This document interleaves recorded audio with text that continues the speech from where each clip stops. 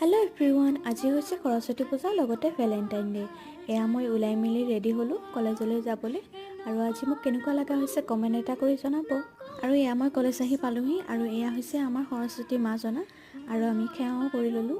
এয়া হৈছে আমাৰ কলেজৰ চাৰিওদিশৰ পৰিৱেশ, একদম চাৰিওফালে একদম সুন্দৰীৰে নধৰা হৈ আছে। এয়া আমি লগৰখিনি লগ কৰিলোঁ। এয়া সুন্দৰী মোৰ লগৰ কেইজনী, কোনজনী ভাল লাগিছে কমেণ্ট কৰি জনাব।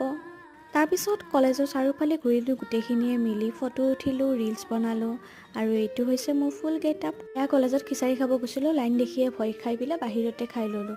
আৰু তাৰপিছত ঘৰলৈ আহিলোঁ লগ এজনীৰ বায়েকৰ বিয়ালৈ। তাৰপিছত গ'লোঁ ভাত খাবলৈ, একদম ভাত খাবই পৰা নাই, হ'লেও অলপমান জোৰ জবৰদস্তি খালোঁ। খাই মেলি ঘৰলৈ আহিলোঁ। তাৰপিছত আহিলোঁ মামাহঁতৰ ঘৰত, নাৰায়ণ পূজা আছিল তালৈ।